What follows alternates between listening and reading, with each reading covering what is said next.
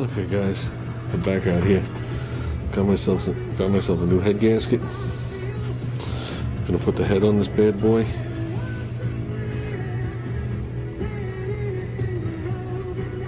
Okay. It's 3 head bolts that are longer than the other 5. The 3 longer head bolts go around the exhaust valve. So this goes on like this. Oh, we're gonna lose them all. Basically, I just clean these, didn't do anything to them. One's gonna go there. One's gonna go there.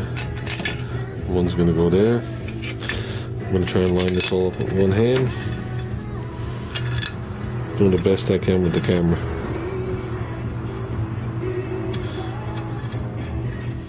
Okay. Obviously, if you don't feel it in the hole, figure out why. I'm gonna put the air deflector on.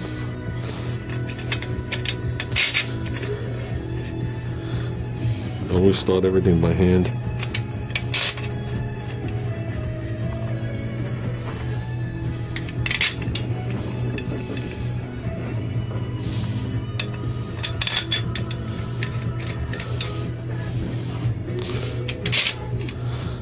There you go. Basically what I'm going to do now is I'm going to bring them all to like an equal, if you want to say snug, just touching a hair, but equal across.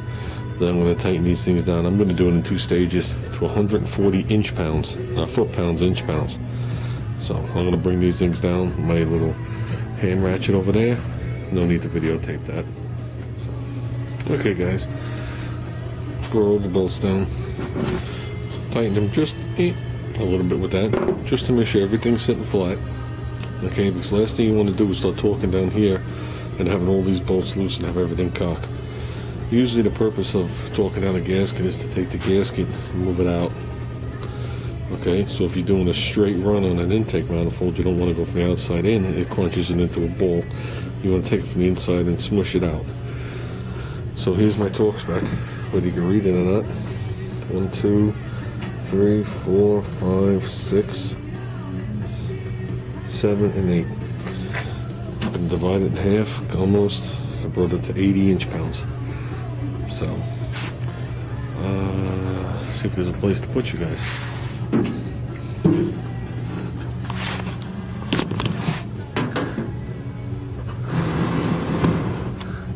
It's not a top view, but you'll get the idea. Oops, I put it right on top of the spec. So here. Remember guys, when you torque something, you do it till it clicks. You don't click it and then move it another 1.5 inches. Okay? And there's a difference between turning torque and starting torque. Turning torque is when I have this instrument moving and it clicks. Starting torque is what it takes to get it to remove again. Starting torque is always more than turning torque. So if I torque this to 80 and I go back over it again, it might take 90 inch-pounds to get the socket to turn again, then it'll drop back down to 82, 83, 84, whatever it is. Okay? So when you do it, it clicks. If you go back again, it better click. But the object isn't to make it click and then move it some more. Because when you're done, you'll be at 85 or 90. So you're supposed to do it till it just clicks.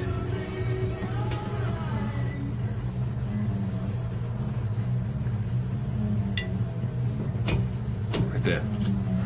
That's one.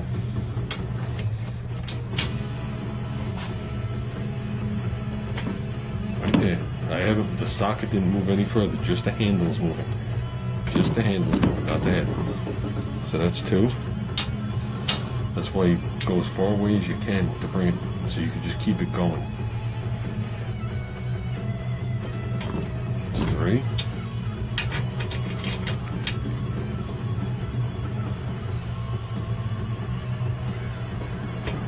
4.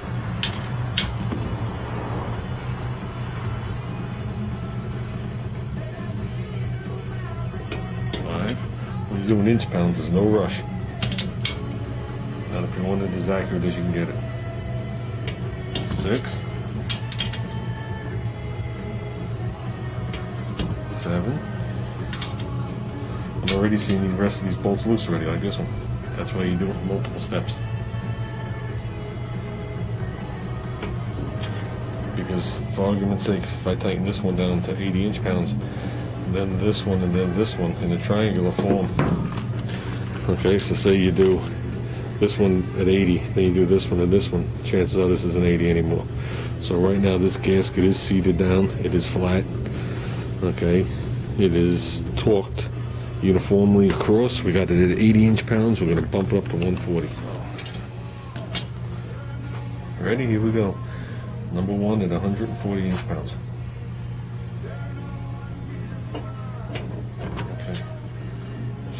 Okay. Now in this particular motor, after I run this motor and let it cool, I'm going to check the spec again. Last one I did, it definitely loosened up. So, but right now I'm just going to go through them again.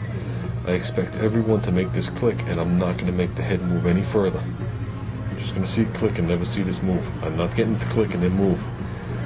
I'm just doing it to see if I missed any bolts.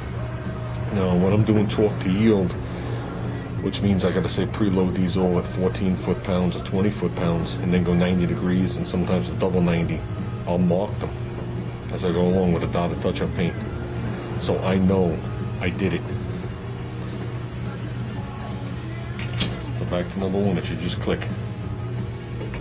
There you go. So you don't see me ripping at it. Look, see? That one was loose. So it wasn't loose because I missed it, it's loose because of pulling it all down. 3. Another little performance trick, guys.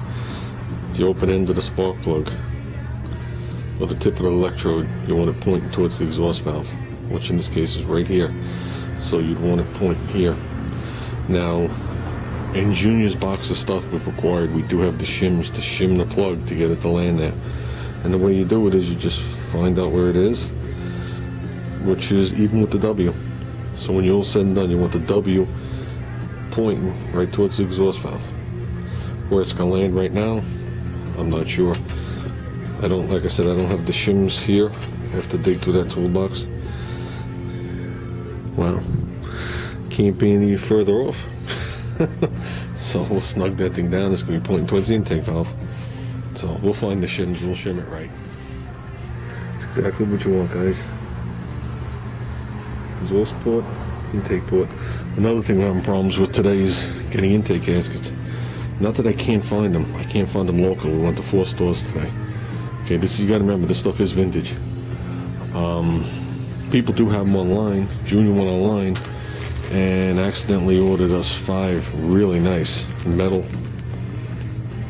you know, with the stuff, what's metal impregnated, however you want to word it. It's got the metal core. 5 exhaust gaskets. He also got me 5 carbureted tank gaskets and 5 more diaphragm gaskets, but he thought he was getting intake gaskets. So me, there's nothing wrong with my intake gaskets. The guy that built this motor doubled up the intake, which I like to do. He also doubled up between the carburetor and tank, which I'm definitely going to do. That gives you a little bit more room on the bottom pickup, which is in the box, to the tank bottom, and it gives you more room when it pumps it out of this hole right here. My thumb's covering it, but there's a hole down in this little thing, looks like a slit, and then goes to the big hole in the tank. It gives you more room for more fuel flow. So I'm going to double gasket that too, plus there's a better chance of it not leaking.